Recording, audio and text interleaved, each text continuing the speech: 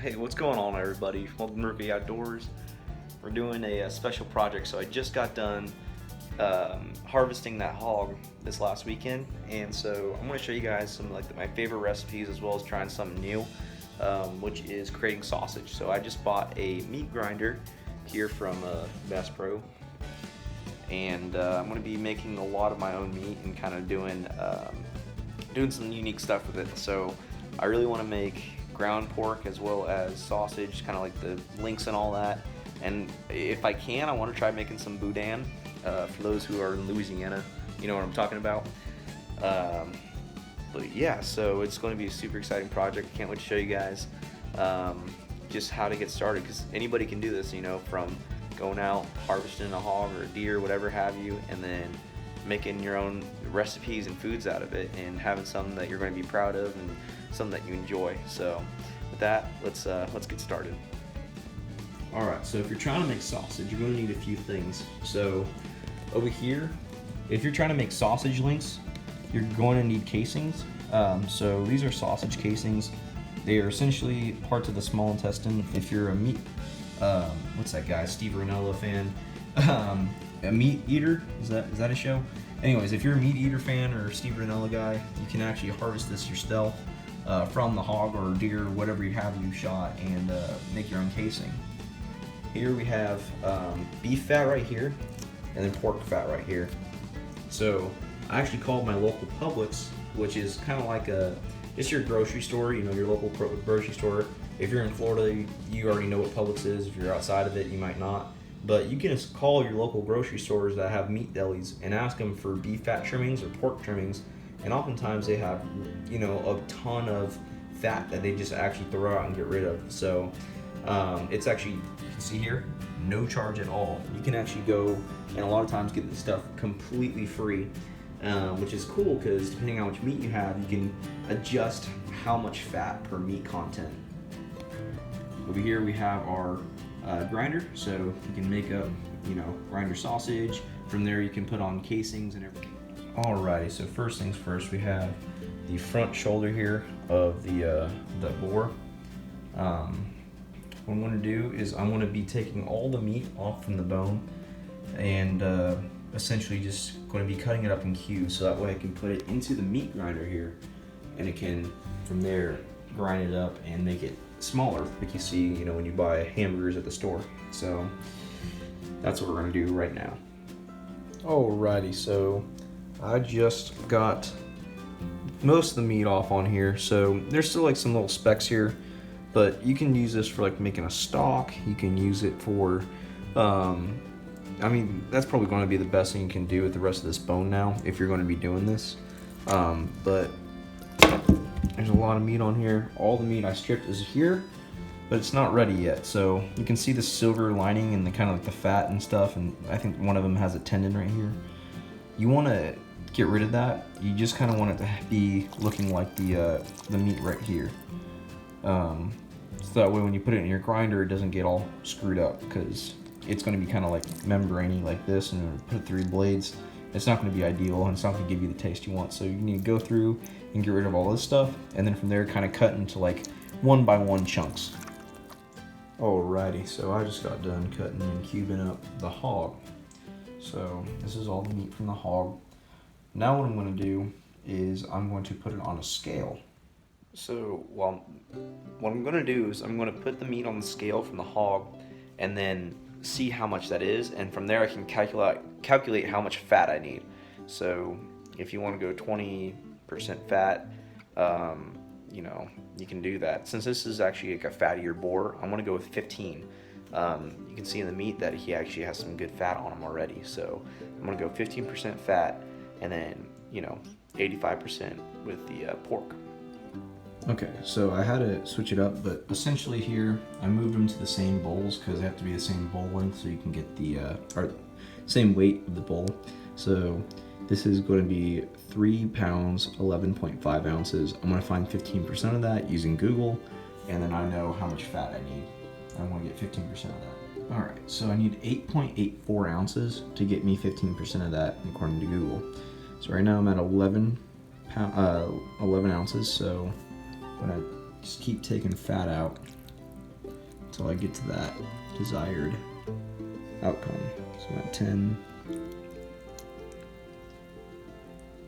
8.7 right there. Boom. I'm gonna cut that up and cube it. Alrighty, so we got the pork fat and the pork meat, 15% fat.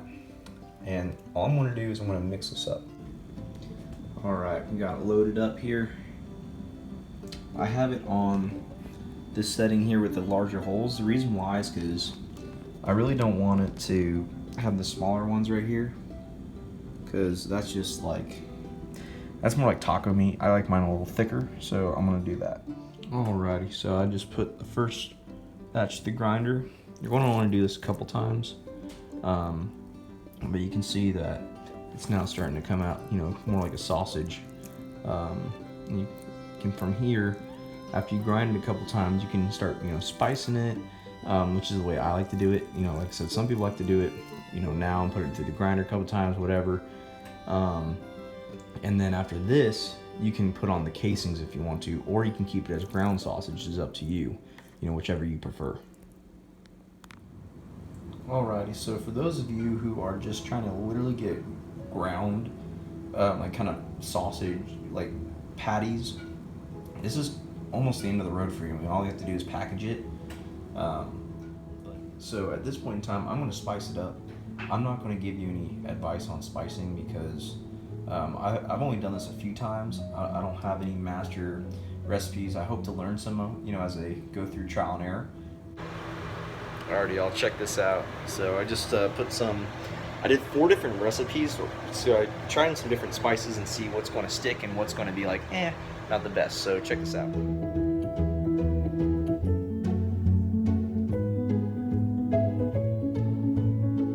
Alrighty, y'all, so I just made 4 different batches, kind of trying out different spices, and oh my god, it came out so good, guys. The 15% was definitely the way to go with this guy. I did one with like brown sugar, one of them was a little bit more spicy, like a blackening season, one with like a beer can chicken, one was just like regular. They all turned out super good. Like I feel like there's just no way I can go wrong on any of these. But alright, let's get moving on to making the sausage now. Alrighty, for those of you who want to learn how to put it in like a sausage form where it's like has a casing, this here is a casing. I'd call like your Italian meat markets or kind of low-key meat markets, you know, that are more traditional. And you're going to find the end of the casing here, and there's a little opening which you're going to put on the tip here of your meat grinder. Once you do that, I'll show you what to do next. Alrighty, so I just started putting it on. I'm going to take as much as I think I need. I'm going to put it all the way towards the end here. You want to basically have all of it, so that way as it pushes out, it doesn't have any air in it. You don't want like any air bubbles or none of that. So if there is, and it pops open, it's going to be sad because all of your food's going to fall out. So I'm going to kind of cut an appropriate length where I think is going to be good, and then from there, I'm going to tie it off on both ends once it's complete. Alrighty, so we got the casing on here, tied off at the end. And here I have my grounded pork that I showed you guys. This is going to be more of a maple syrup kind of one where I put a lot of brown sugar in it, so it's going to be a lot sweeter. Again, you can put spices in it. You can put, like, I've seen green pepper. Again, I'm going to try making boudin here in the future, but let's go ahead and load it up and put it on the stuff setting. Alrighty, y'all, so I didn't have a lot in that batch there. You know, I have the larger batch over here that I'm making, but you can see here that it's filled the end here, and once I get to the end, you know, I'm gonna basically find what it is. I can twist it a couple times and then pinch it off, and that's my sausage right here. I mean, you can see it right here, that it is about ready. But you can do this, like I said, for, I mean, up to as many yards as you want on your casing, so it can go all the way to the end of the table, and then from there you can kind of like twist it off on the on make your links. Alrighty, so cooking up the sausage here. I got the links here, just 2 of them that I made so far. But you can see that since they're pretty like thick inside, they'll take a little while. I mean, you can boil them, you can do cook them however you want. Just make sure you cook it thoroughly. So one thing that's good to know is like to know when it's done or not. So if you have a fork or something that's been cooking a while, you're not sure, you can poke a hole in it. You can see that's still oozing blood out. That's not good. You want that to be clear or not raw, especially with wild hog. Cheers. Oh man, that's still hot. But one thing though, if you do poke it with a fork, it'll get kind of rid of that like watery stuff. Like I like my stuff to be crunchy when I buy it, not like watery. So if you like your sausage like more kind of like watery-esque or moist or whatever, however you want to say it, you might enjoy it that way. I like mine kind of a little more, crunchy. But anyways, let's see how it turned out. We'll do the other side here. Man, it's hot.